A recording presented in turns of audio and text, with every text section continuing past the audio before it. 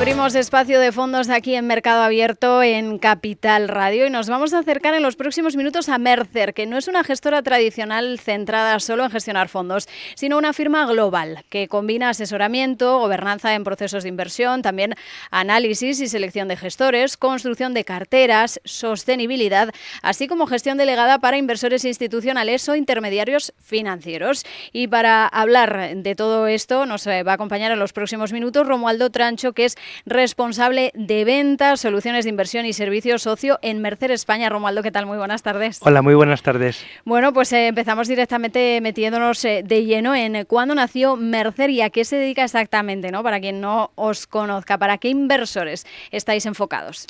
Pues mira, Mercer tiene una historia muy bonita. Se creó y nació en Canadá en los años 40 del siglo pasado por el señor Mercer y empezó ya mejorando el bienestar financiero de los empleados, de nuestros clientes, ¿no?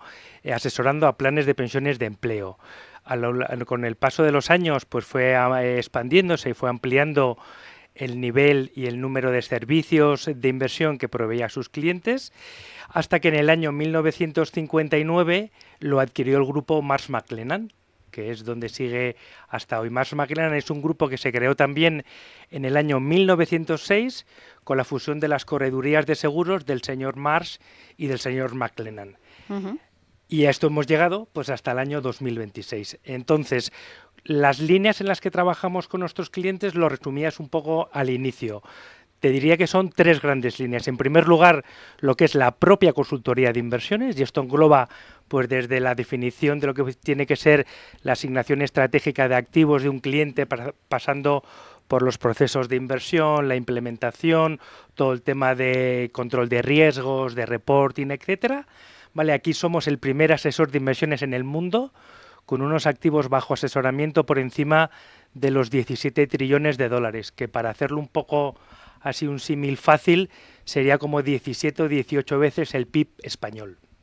De aquí suman también dos negocios adicionales. Por un lado, todo este conocimiento que tenemos de la selección de los mejores gestores en cada clase de activo, con el equipo que tenemos en todo el mundo, con 230 analistas que buscan y seleccionan y analizan cuáles son los mejores equipos en cada clase de activo, y esta información es la que ponemos a disposición de los clientes. Y en tercer lugar, lo que es la propia gestora. En el caso de Mercer, la gestora surge y nace para cubrir las necesidades que nos transmitía el cliente, decir, me estáis asesorando en cómo tiene que ser mi asignación de activos, qué gestores tengo que invertir, pero necesito que me ayudes a implementarlo, y es donde surge la gestora, donde ahora mismo estaremos con unos activos bajo gestión de casi 700.000 millones de dólares. ¿Qué tipo de cliente tenemos? Es principalmente cliente institucional, y yo te lo dividiría en dos grandes bloques. En primer lugar, lo que nosotros llamamos los propietarios de activos, los que el dinero es suyo, como puede ser un family office, una fundación, un endowment o el balance de una compañía de seguros. Y en segundo lugar, son aquellos clientes que gestionan el dinero de un tercero, como puede ser pues un multifamily office, una banca privada, un asesor independiente, etcétera. En un mundo, Romualdo, donde la gestión pasiva va ganando cuota de mercado, ¿cuál es el valor diferencial que diría que aporta hoy una firma como Mercer?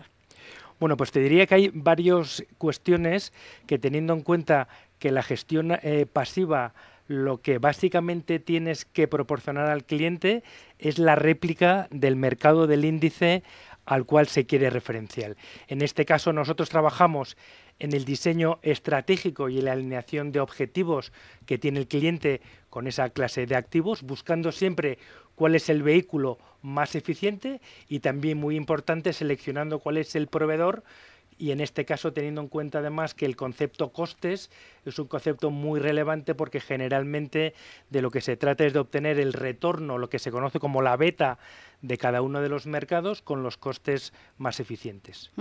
Además, a tener en cuenta que desde Mercer destacáis vuestra independencia en la selección de gestores. ¿Cómo organizáis los equipos y también qué criterios priman, ¿no?, para seleccionar inversiones? ¿Cuál es la filosofía de inversión, digamos, de Mercer en este sentido?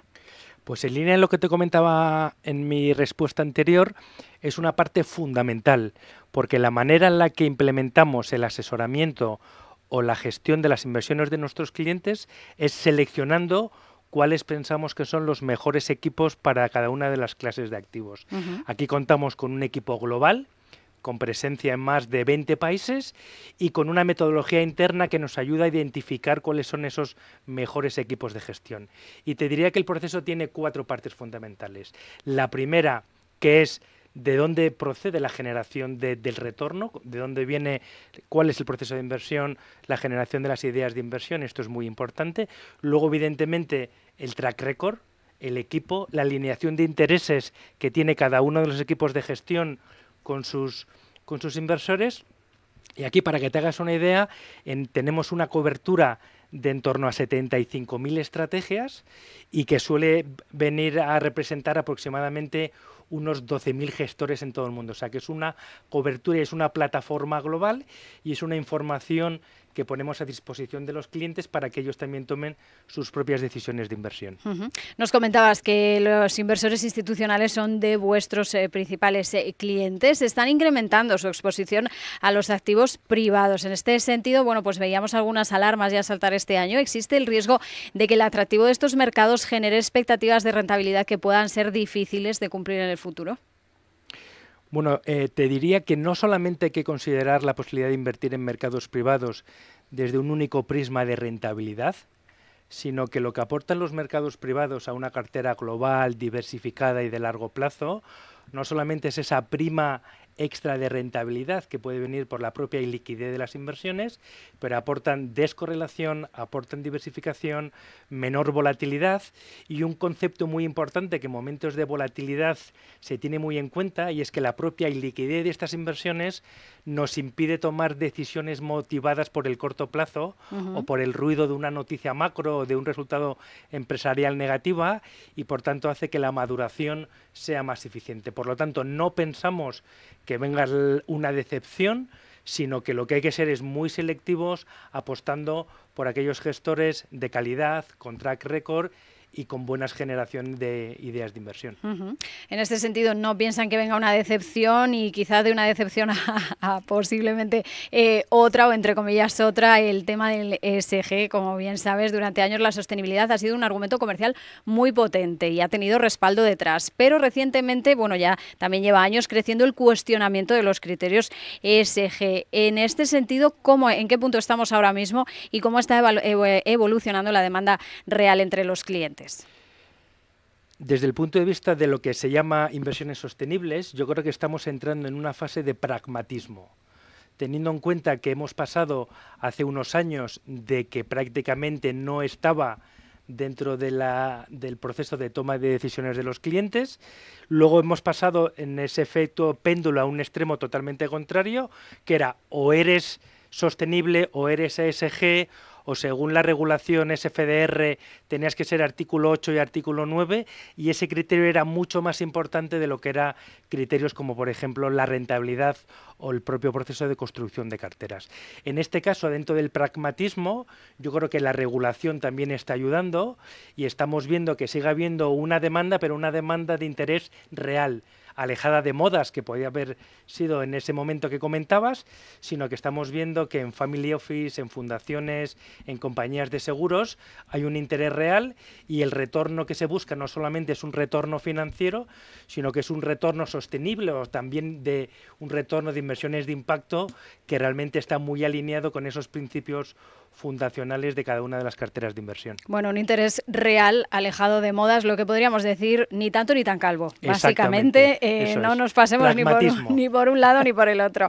Ya nos ha dicho un poco al principio qué cantidad de activos se tienen bajo gestión, y desde esa posición privilegiada, ¿no?, una casa con tantísimo peso, pues les da una visión también global muy importante. ¿Qué riesgo más acuciante veis ahora mismo para los mercados? Bueno, yo te diría que desde el punto de vista de los mercados, probablemente el riesgo que vemos en el corto plazo es todo lo relacionado con la geopolítica, teniendo en cuenta que los mercados, tanto de renta fija como de renta variable, pues muchas veces se mueven a golpe de tuit o de noticia geopolítica, tanto desde un punto de vista positivo como negativo, y esto hace que, por ejemplo, la famosa descorrelación que suele haber entre renta fija y renta variable, pues no esté existiendo.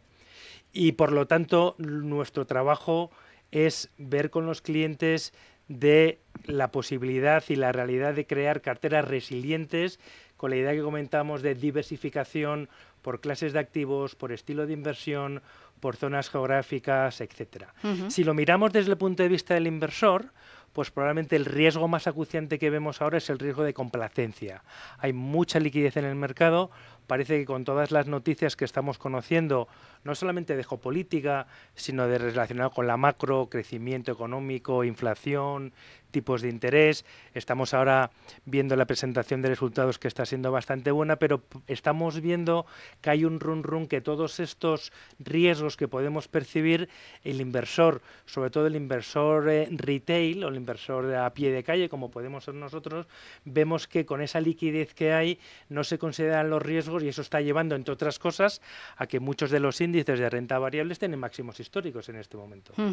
Pues eso en cuanto a los riesgos geopolíticos, no podemos terminar sin hablar de inteligencia artificial. Es el tema, bueno, de la semana, del mes, del año y de todo. Además, esta semana que tenemos ahí la salida de SpaceX, que no es directamente de inteligencia artificial, pero también está agitando estos temores a burbuja y demás. Se está transformando la inteligencia artificial también el análisis financiero. ¿Creen que en unos años la selección de gestores, la construcción de carteras va a seguir siendo una labor principalmente humana, o vamos a ver más automatización? ¿Cómo veis todo esto?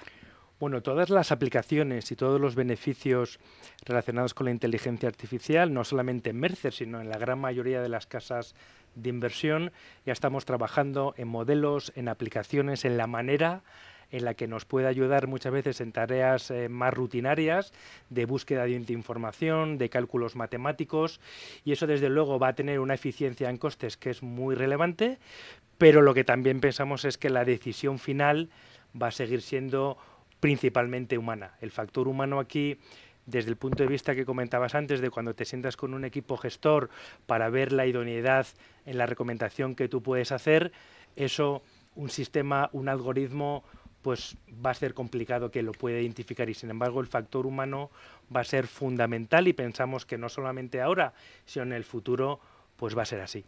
Pues agilizar en la búsqueda de información, en el análisis, pero el factor humano va a seguir siendo importante, y con ese titular prefiero y me quiero quedar.